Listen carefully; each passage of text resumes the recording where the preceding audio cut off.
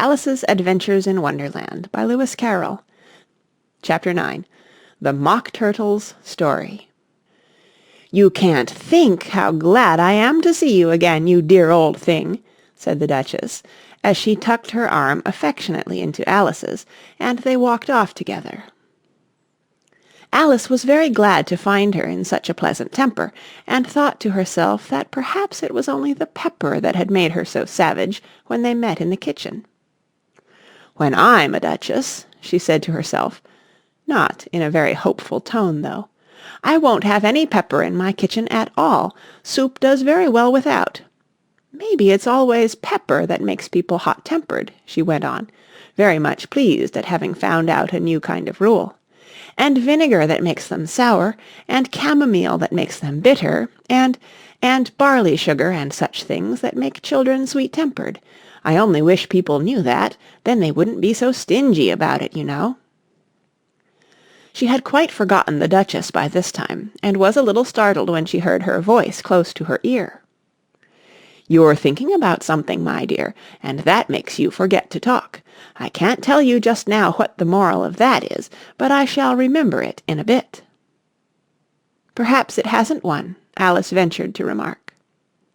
"Tut, tut, child," said the Duchess. "Everything's got a moral, if only you can find it." And she squeezed herself up closer to Alice's side as she spoke.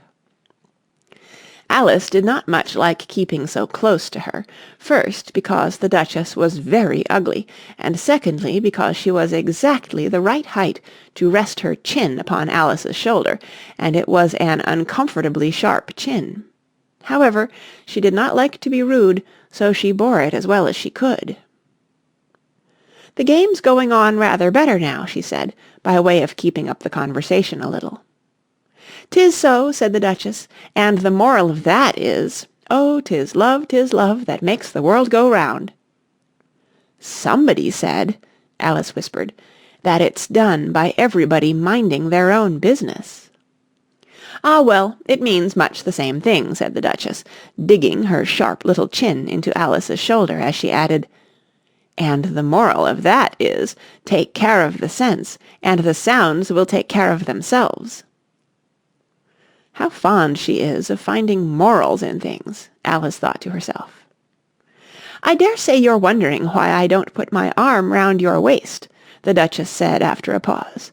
"The reason is that I'm doubtful about the temper of your flamingo. Shall I try the experiment?" "He might bite," Alice cautiously replied, not feeling at all anxious to have the experiment tried. "Very true," said the Duchess. "Flamingos and mustard both bite, and the moral of that is, birds of a feather flock together." "Only mustard isn't a bird," Alice remarked. "Right as usual," said the Duchess. "What a clear way you have of putting things." "It's a mineral, I think," said Alice. "Of course it is," said the Duchess, who seemed ready to agree to everything that Alice said. "There's a large mustard mine near here, and the moral of that is, the more there is of mine, the less there is of yours." "Oh, I know," exclaimed Alice, who had not attended to this last remark. "It's a vegetable. It doesn't look like one, but it is." "I quite agree with you," said the Duchess, "and the moral of that is, be what you would seem to be. Or, if you'd like it put more simply, never imagine yourself not to be otherwise than what it might appear to others that what you were or might have been was not otherwise than what you had been would have appeared to them to be otherwise." "I think I should understand that better," Alice said very politely, "if I had it written down, but I can't quite follow it as you say it." "That's nothing to what I could say if I chose," the Duchess replied in a pleased tone. "Pray don't trouble yourself to say it any longer than that," said Alice. "Oh, don't talk about trouble," said the Duchess. "I make you a present of everything I've said as yet." "A cheap sort of present," thought Alice. "I'm glad they don't give birthday presents like that." But she did not venture to say it out loud. "Thinking again?" the Duchess asked, with another dig of her sharp little chin. "I've a right to think," said Alice sharply, for she was beginning to feel a little worried. "Just about as much right," said the Duchess, "as pigs have to fly, and the But here, to Alice's great surprise, the Duchess's voice died away, even in the middle of her favourite word, moral, and the arm that was linked into hers began to tremble. Alice looked up, and there stood the Queen in front of them, with her arms folded, frowning like a thunderstorm. "A fine day, your Majesty," the Duchess began in a low, weak voice. "Now I give you fair warning," shouted the Queen, stamping on the ground as she spoke. "Either you or your head must be off, and that in about half no time. Take your choice." The Duchess took her choice, and was gone in a moment. "Let's go on with the game," the Queen said to Alice, and Alice was too much frightened to say a word, but slowly followed her back to the croquet ground. The other guests had taken advantage of the Queen's absence, and were resting in the shade. However, the moment they saw her, they hurried back to the game, the Queen merely remarking that a moment's delay would cost them their lives. All the time they were playing, the Queen never left off quarrelling with the other players, and shouting, "Off with his head!" or "Off with her head!" Those whom she sentenced were taken into custody by the soldiers, who of course had to leave off being arches to do this, so that by the end of half an hour or so there were no arches left, and all the players, except the King, the Queen, and Alice, were in custody and under sentence of execution. Then the Queen left off, quite out of breath, and said to Alice, "Have you seen the Mock Turtle yet?" "No," said Alice. "I don't even know what a Mock Turtle is." "It's the thing Mock Turtle soup is made from," said the Queen. "I never saw one or heard of one," said Alice. "Come on, then," said the Queen, "and he shall tell you his history." As they walked off together, Alice heard the King say in a low voice to the company generally, "You are all pardoned." "Come, that's a good thing," she said to herself, for she had felt quite unhappy at the number of executions the Queen had ordered. They very soon came upon a griffin lying fast asleep in the sun. If you don't know what a griffin is, look at the picture. "Up, lazy thing," said the Queen, "and take this young lady to see the Mock Turtle, and to hear his history. I must go back and see after some executions I have ordered." And she walked off, leaving Alice alone with the griffin. Alice did not quite like the look of the creature, but on the whole she thought it would be quite as safe to stay with it as to go after that savage Queen, so she waited. The griffin sat up and rubbed its eyes. Then it watched the Queen till she was out of sight. Then it chuckled. "What fun!" said the griffin, half to itself, half to Alice. "What is the fun?" said Alice. "Why, she," said the griffin. "It's all her fancy, that. They never executes nobody, you know. Come on." "Everybody says 'come on' here," thought Alice, as she went slowly after it. "I never was so ordered about in all my life, never." They had not gone far before they saw the Mock Turtle in the distance, sitting sad and lonely on a little ledge of rock, and as they came nearer, Alice could hear him sighing as if his heart would break. She pitied him deeply. "What is his sorrow?" she asked the griffin, and the griffin answered, very nearly in the same words as before, "It's all his fancy, that. He hasn't got no sorrow, you know. Come on." So they went up to the Mock Turtle, who looked at them with large eyes full of tears, but said nothing. "This here young lady," said the griffin, "she wants for to know your history, she do." "I'll tell it her," said the Mock Turtle in a deep hollow tone. "Sit down, both of you, and don't speak a word till I've finished." So they sat down, and nobody spoke for some minutes. Alice thought to herself, "I don't see how he can ever finish if he doesn't begin," but she waited patiently. "Once," said the Mock Turtle at last, with a deep sigh, "I was a real turtle." These words were followed by a very long silence, broken only by an occasional exclamation of "Hrrr!" from the Gryphon, and the constant heavy sobbing of the Mock Turtle.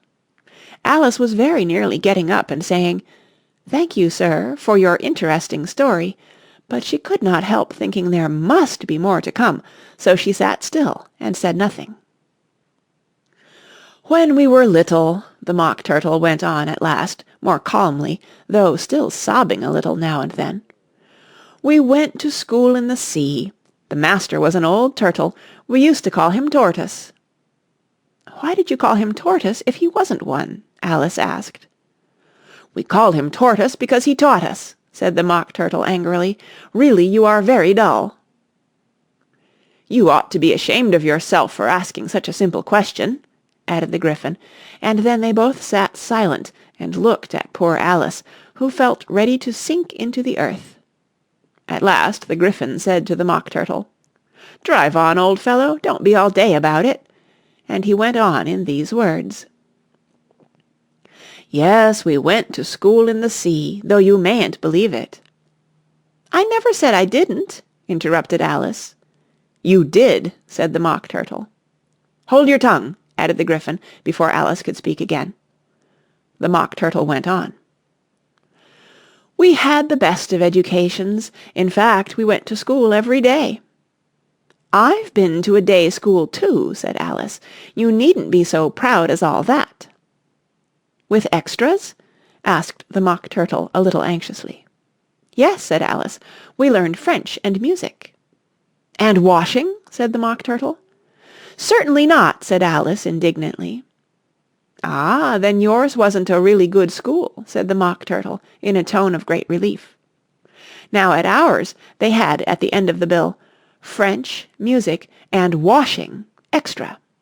"You couldn't have wanted it much," said Alice, "living at the bottom of the sea."